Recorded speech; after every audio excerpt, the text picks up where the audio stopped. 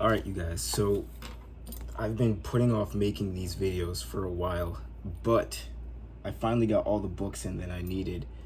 And today we are going to go into exposing the Catholic Church and specifically their fake relics around churches all over the world. They claim to have like the heads of Peter, the arms of this saint, the legs of this saint. They have the hair of this saint. They have pieces of the cross. They have ropes from this. They have the staff of Moses. They have everything according to them. And all these churches claim that they have them or have had them in their possession. But we're going to read from two books. One called Black Covenant, The Black Covenant Slave, Nunnery Life Unveiled, written in 1914, and The Devil in the Church and His Snares Laid to Destroy Our Public Schools, which was written in 1914. And specifically, this book goes into exposing the fake relics and the selling of relics all over the world of these fake saints, of all these things. And we're going to read something from chapter 5 in this book right off the bat. Rome's Modern Inquisition in chapter 5. The Catholic Church in general is built upon the theory of attracting the credulous and ignorant into its folds, though its masters arts of papal forms and ceremony. Catholicism, pageantry, and ignorance complete a perfect triangular arrangement in the hands of Satan to deceive humanity, and where she fails to deceive, and the individual would stand for liberty and right. Rome's theology is to bend the character or see the death penalty inflicted. Almost every conceivable inhuman mode of torture has been practiced by this holy church. When torture fails to bend her subject, then Rome kills. The part of Rome's work is taken care of by the Inquisition or an inquisitional board and is called the Inquisition. Now, I have a bunch of different things on the Inquisition, but like I said, I don't want to go off into too many rabbit trails here. We're going to stick specifically to the selling of fake relics and essentially idol worship that this book goes into detail about, how this practice has never been heard of anywhere else. And until this church formed, they've never seen all these different things get sold as holy or relics that will heal you or save you or bring you closer to heaven. This part of Rome's work is taken care of by an Inquisition board, and it's called the Inquisition. So from custom and practice down to the present time, the word means inhumanity, cold-blooded murder, and fiendish torture, reaching beyond the feeble description of human lips. Semper idem is Rome's motto, which means she never changes. We add that in spirit this is true. She has the same spirit today. She murders, she deceives, she defrauds, and she inflicts some of the most diabolical, inhuman torture that she practiced when she conducted her public inquisitions. The only difference being that since the waning of the papal power and authority, she conducts her inquisition, perpetrates her crimes, and inflicts her tortures today in the name of religion, back of high stone walls, barred windows, and bolted doors, to wit, the convent and nunneries. So let's jump into this book over here. It's super old. I got it on eBay for like $115, $120. And like I said, it's from 1914.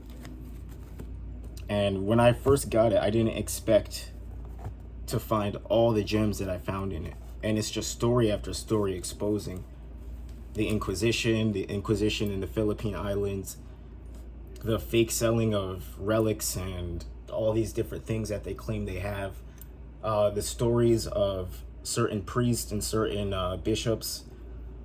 There's a story in here of a bishop that had over like 15 children with the woman that would come to confess to him, and he would go and eat dinner at those same houses knowing that the kids that are at that table were probably his.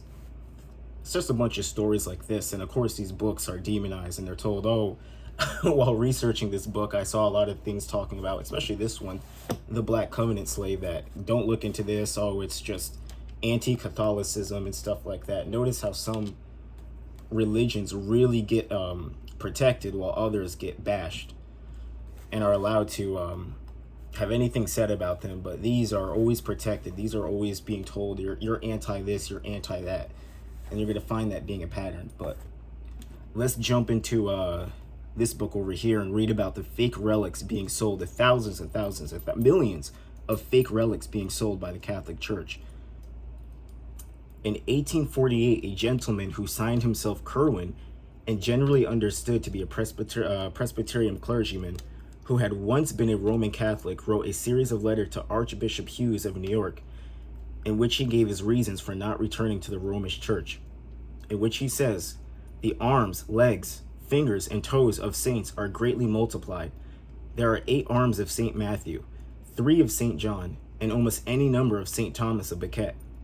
There are in the Church of Lateran the ark made by Moses in the wilderness, the rod of Moses, and the table on which the Last Supper was instituted by our Lord. The table entire is at Rome, but there are many pieces of it in other places. On the altar of Lateran are the heads of St. Peter and Paul entire, but there are pieces of them in Bilboa, greatly honored by the monks.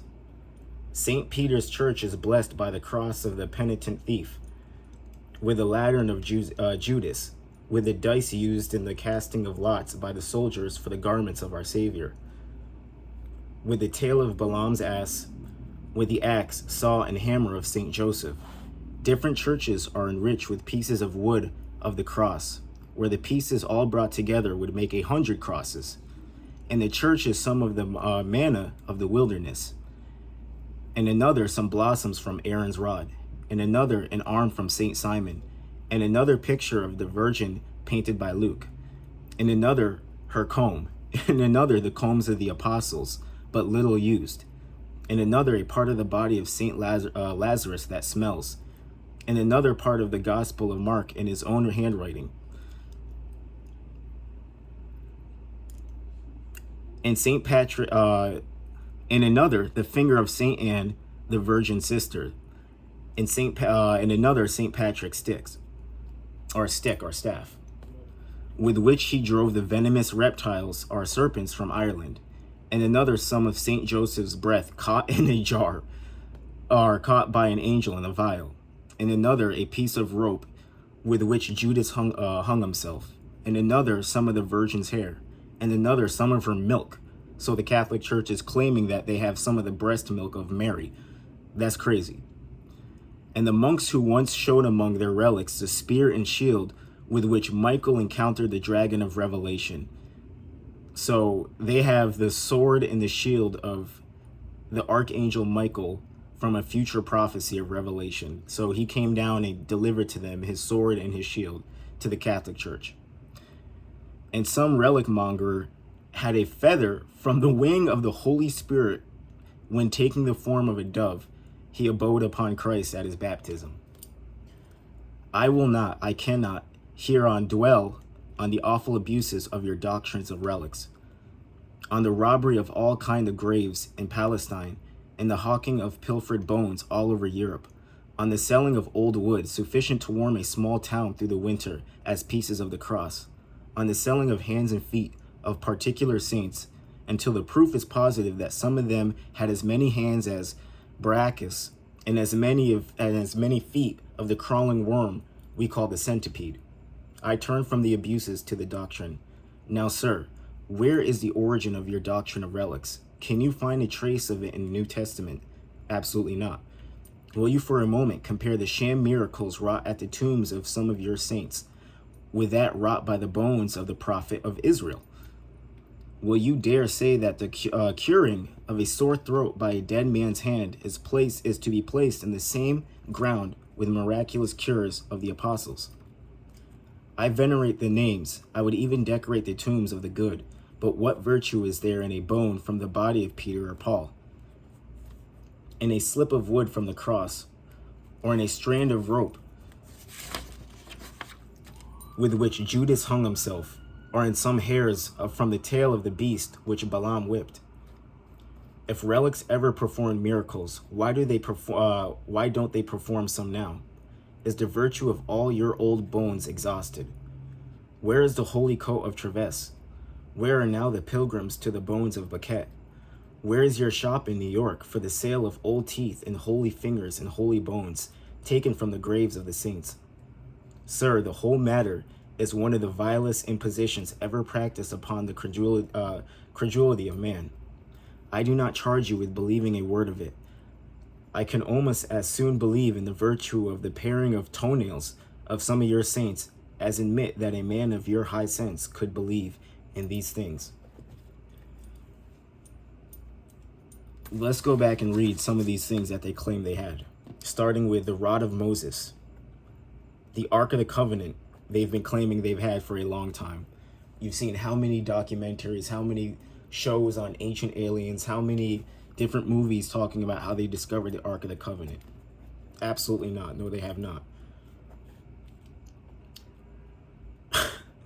They have the cross of the thief that was hung on the cross next to Jesus. Apparently, they have the whole cross of that. They have the garments of the soldiers. They have Saint Joseph, or Jesus's father's tools, woodcrafting tools. They have so many pieces of the cross which Jesus hung from that he said that put together would make 100 crosses. They have a picture of the Virgin Mary painted by Luke. I wonder what she looks like, huh? And another of her combs. They have her combs. They have the apostles' combs. This is just absolute nonsense. And for a long time, they've been getting away with selling these things. And I don't know if you've ever been to any Roman Catholic institution. I went to Roman Catholic school for 2 years for 6th and 7th grade, called Notre Dame Bishop Gibbons. And something that never made sense there was, coming from a Christian family, was they don't read the Bible at all. And as this man, Kerwin, testified or asked, where can you find this worship of relics being okayed, being approved in either the New Testament or the Old Testament? You can't find it anywhere. You're not going to. This letter of Kerwin to the Archbishop will give us some idea to the extent of which the papacy carries this fraudulent and infamous business. It is a business. They are money exchangers. They are users. It's called usury in the scriptures, which is a big deal. You can't be doing that to people. Straight up, right off the bat, it's just deceiving. It's lying. Writers who have made the subject of Roman relics a matter of special study give us much interesting information in regard thereto. They tell us the body of the apostle Bartholomew is declared in the Roman breviary and martyrology to have been translated from Benevento to Rome by the Emperor Otto III, and is alleged to be entire. So they're claiming they have the entire body of Saint Bartholomew. It is attested by bulls of the Alexander III and Sixtus V, but the Church of Benevento alleges that the entire body of Bartholomew is there still, and produces bulls to the effect of Leo the 11th and Stephen the 11th and Benedict the 12th and Urban the 5th, all infallible, of course, meaning they can't lie, they're perfect, the earliest of which popes resigned 50 years after the death of Otto III. Here then are two entire bodies of this one apostle, but Monte Cassino's claims the possession of a large part of the body, and so does Reims. But besides these, there are 3 heads of this same apostle, one at Naples, one merely at Ricum, and a third at Toulouse. 2 crowns of the head at Frankfurt and Prague, part of the skull at Maastricht, a jaw at Steinfeld, part of the jaw at Prague, 2 jaws at Calm, and a lower jaw at Marbach, an arm and a hand at Garisek, a second arm with the flesh at Bethune, a third arm at Amalfi, a large part of the 4th arm at Fopins, a 5th arm and part of the 6th at Cologne, a 7th arm at Andex, an 8th arm at Abiers, 3 large leg or arm bones at Prague, part of an arm at Brussels, and another large portions of the body, not reckoning trifles like skin, teeth, hair, and 20 other places. 3 different places claim to possess the head of John the Baptist. A gentleman making a tour in Italy declares that while examining the relics in an Italian city, he was shown the head of John the Baptist.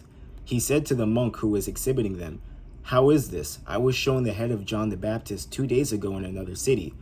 "Oh," said the monk, "that is all right. The head you saw there is the head of John when he was a young man, but this is the head that was cut off by King Herod." What?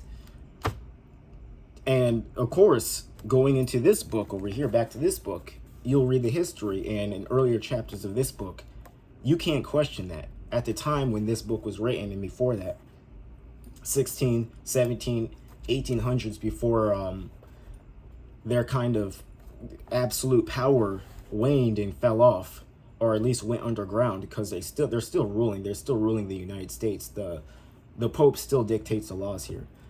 So before their power went underground, you will read that so many people are terrified to speak up against this church. So even if they showed you a fake relic, say the 3rd head of John the Baptist, or in this case, the guy that was being shown the head of John the Baptist, the young man's head, John the Baptist's heads when he was young, not the older John the Baptist, of course, because when you become older, you split into 3 different people according to the Catholic Church. You can't question this. It doesn't say his reply. It doesn't say that he walked out. It doesn't say that he laughed. It doesn't say that he called the monk out for what he was, a fraud, a liar, a snake oil salesman. He just probably had to put his head down and just say thank you and walk out of the church. So many lies are being told by these churches. For the longest time, they just got off the Inquisition. They just got off of killing millions and millions and millions of people all around the world under the image of the Antichrist, just to come in the modern day and sell us the relics of Hebrew prophets or saints. According to the Catholic Church, you would never know that these prophets or these saints were Hebrews at all. You would think that they all practiced Catholicism, which this book gets into as well. Now, we know that the Catholic Church is a fraud, but I'm going to bring out an oldie but goodie. I've read this so many times. If you've been on my channel for a while, you know where I'm going with this. The sealed portion, chapter 24, verse 65. "And it came to pass that I saw among the nations of the Gentiles the formation of a great church. And the angel said unto me, Behold, the formation of a church, which is the most abominable above all other churches, which slayeth the saints of God, yea, and tortureth them, and bindeth them down, and yoketh them with a yoke of iron, and bringeth them down into captivity." You can clump in the Christian church with that as well. "And it came to pass that I beheld this great and abominable church, and I saw the devil, he was the founder of it. And I saw gold and silver and silks and scarlets and fine twined linen and all manner of precious clothing. And I saw many harlots. And the angel spoke to me unto me, saying, Behold, gold and silver and the silks and the scarlets and the fine twined linen and the precious clothing and the harlots are the desires of this great and abominable church. And also for the praise of the world do they destroy the saints of God and bring them down into captivity. And the formation of this church began in the days of Adam with his eldest son, Benelli, gave into the enticings of his natural father, who is Satan. And since that time, natural man hath been an enemy of the Most High.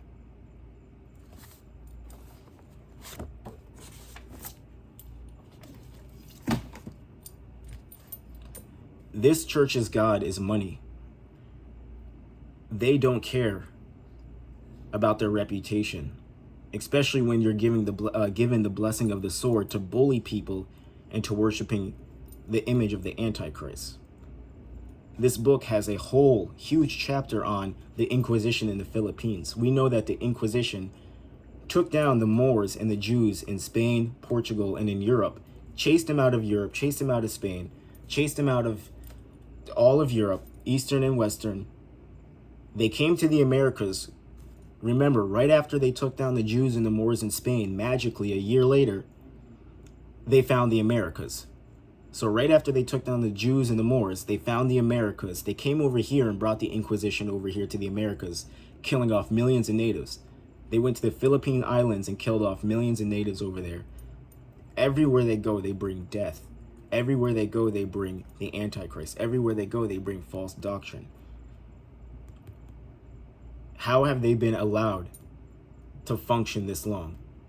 Where is this in Bible prophecy? Where can we look and find this?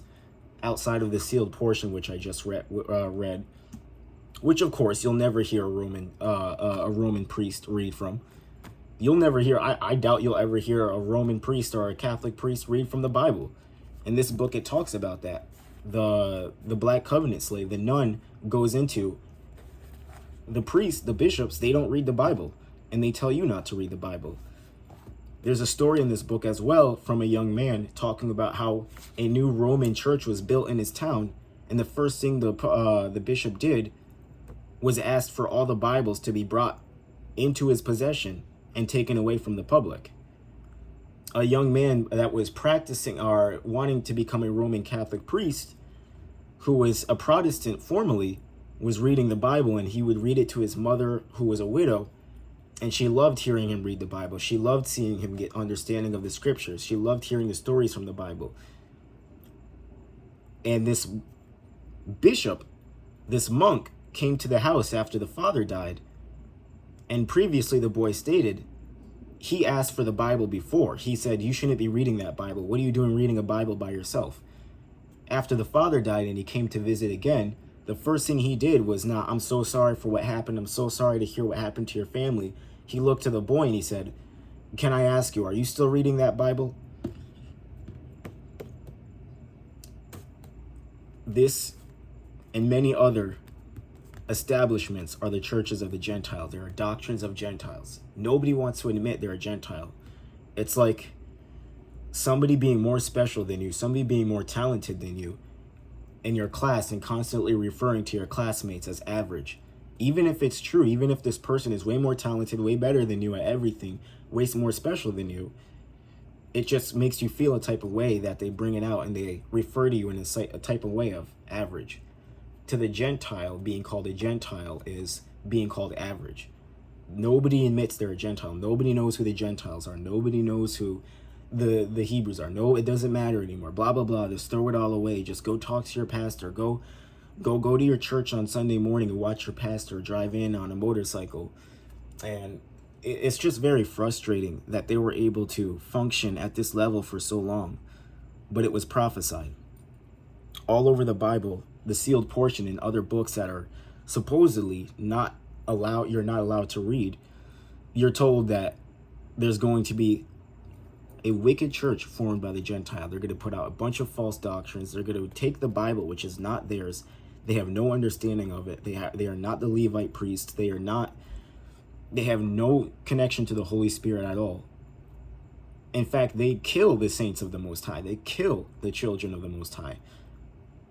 But yet, they're the ones that tell us they can lead us to heaven. They're the ones that tell these poor widows that their husband is in purgatory. And if they don't give them a payment, their husband's soul is going to be trapped in a place of limbo. Something has to give.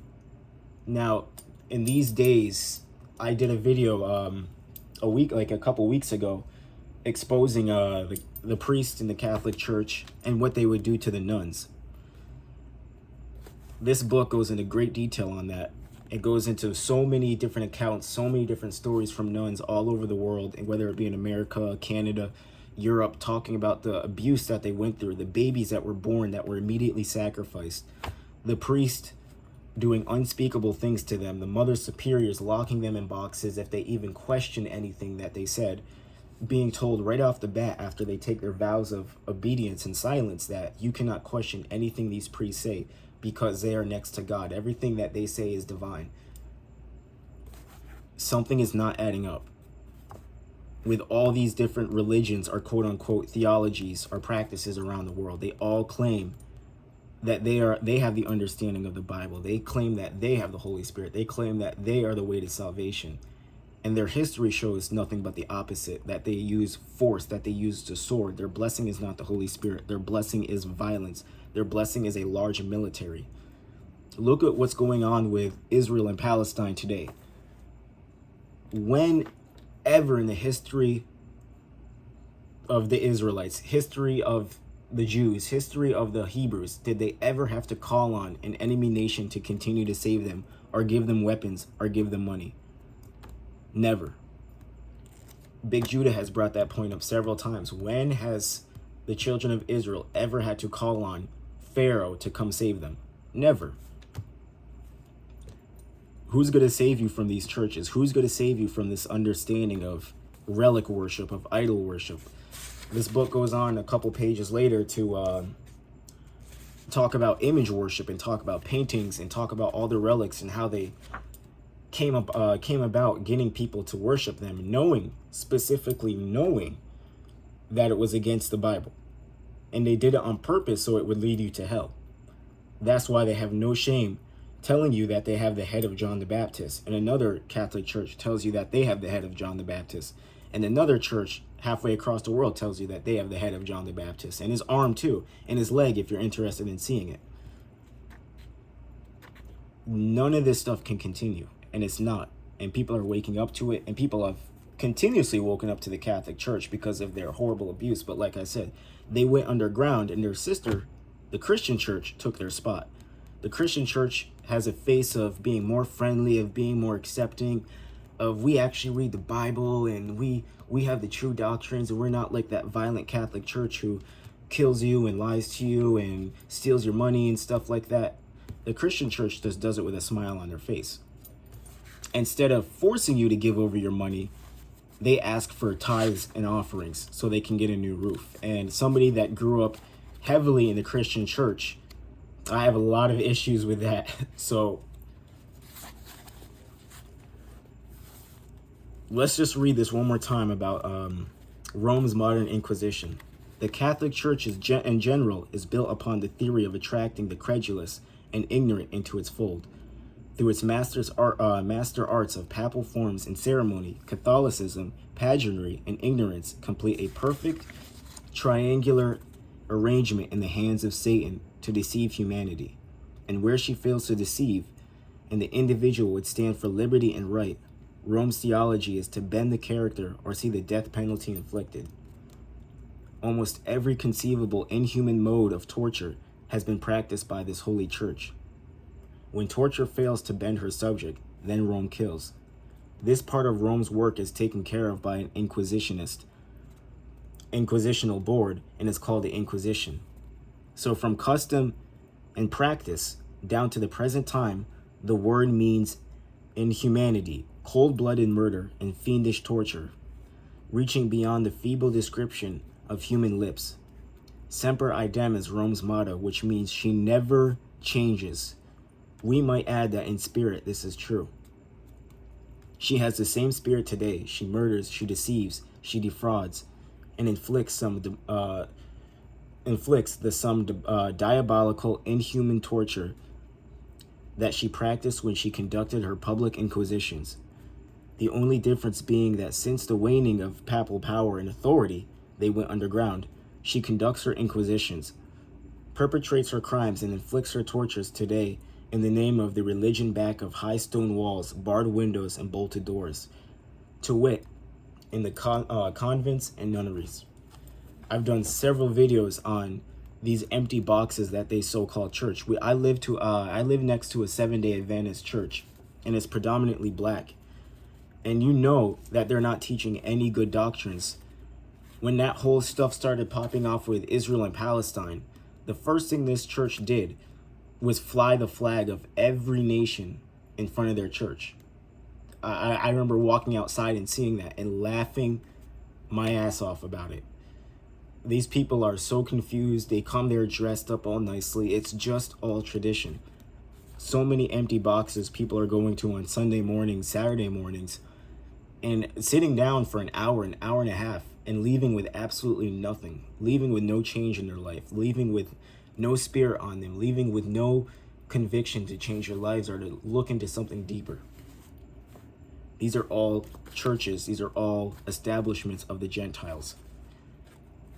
Starting with Rome, going down to their sister church, the Christian church, their sister church, the Christian church, and Every other religion around the world or spiritual practice has fallen under this or has been sabotaged, even if it started out in a proper way. I got another book that I'm going to read from called the Apocalypse. I got to go get it. It's over there. So a really big book, but it's going into the history of Buddha and Buddhist and practices in the East, in Asia. And it talks about how the early Buddhists, their practices were tied and aligned to Melchizedek. Melchizedek, you can read about him in the book of Hebrews. Melchizedek, the Melchizedek order, or a Melchizedek priest, aligns perfectly with the Most High. They practice love, they practice light, they have powers that you can't even comprehend. Jesus, who they claim to love so much, wasn't part of the order of Melchizedek. He was a priest of Melchizedek. The early Buddhists were aligned with that. And it says in that book that it's been sabotaged, and the modern day Buddhists practice not even what's close to what was originally practiced. If you go into the history of Catholicism, the Protestant church, and the early Christian church, you can see somewhere down the line it got sabotaged. So with that being said, I'm going to be reading so many more stories from here. I did a quick TikTok video on the stories of the nuns, about how the babies were born in the convents and immediately killed. How the priest Sister Maria in this book was told that she would have to sleep with the priest. That was part of her duty, was to have ceremonial relations with the priest, and that it's okay because they're holy, and don't think about it too much. And I know you're disgusted by it, and you didn't sign up for this, but just like all the other sisters here, you're gonna fall into line and realize that it's good. Absolute nonsense. If you want to check out this book, I suggest you go buy it. You can read it on Internet Archive for free. It's called The Devil in the Church and His Snares Laid to Destroy Our Public Schools. This book is called The Black Covenant Slave, or Nunnery Life Unveiled, by Ford Hendrickson. And of course, get you one of these, The Sealed Portion, which I'm seeing a lot more people get into on my Instagram. I'm seeing a lot of people get into this book, who wouldn't touch it before, because they're like, oh, isn't that book by Mormons? Don't the Mormons read that book? Isn't that book written by a Mormon? Well, just like the Christian church, just like the Catholic church, just like the Mormon church, that religion has been hijacked. It's not theirs. They're taking Hebrew scriptures, slapping their faces onto it, just like it says in the book of Maccabees, just like it says in Job 9:24, just like it says in Revelation 2 and 9. You have a group of hijacks out there. You have a group of Gentiles out there who have worked for hundreds of years, hundreds and hundreds of years, thousands of years. If you read the Sealed Portion, it talks about this started at the time of Adam. You have a group of people who are attempting to hijack everything that's holy. Anything that's good gets turned to bad, and anything that's bad gets turned to good. So check this book out. Don't believe the Catholic Church if they tell you they have the toenails of St. Peter. Don't believe the Catholic Church if they tell you they have a part of the cross that Jesus was hung on. Don't believe the Catholic Church or any establishment or any museum that say they have any biblical relics. Those are not theirs. Why in the hell would God allow the same church who he tells you to stay away from, who he demonizes, why would he allow them to find these relics? Why would a group of Gentiles, let's say they found the body of John the Baptist, right? Why would your first thought be to chop the head off, chop the arms off, chop the fingers off, and sell them? Especially when they claim that those are their people, right? They say that they're the people of the book. They claim that their ancestors are the ones that were walking through the Red Sea in Egypt and stuff like that. That's the first thing you do to the body of John the Baptist when you find it, is you cut off his head and you sell it to another church somewhere across the world. It just doesn't make any sense. And I'm not sure if the world was in complete, I know the world was in complete blindness, and there was a spell that was casted over the whole world, and the light was taken from the world. That was called the Age of Pisces. And we are in the age of Aquarius now, the water bearer who's bringing truth, who's spilling truth out onto us. So during that age, nothing but lies were being taught to the world, and they bought it, including the Hebrews, including the Israelites. But now that time is over. And so is their reign, so are their lies. Enough of the nonsense. Check out these books. Join me in doing this research. I got a lot more stuff coming. I got a lot more books I want to read from. I got a lot more things I want to do. I got another installation into the Your Ancestors Stories Told, which we got a bunch of new. I got like 70 new newspaper articles talking about lynchings and black people being burned at the stake and towns being burned down and white mobs attacking them. So all praises to the Most High. Let's go.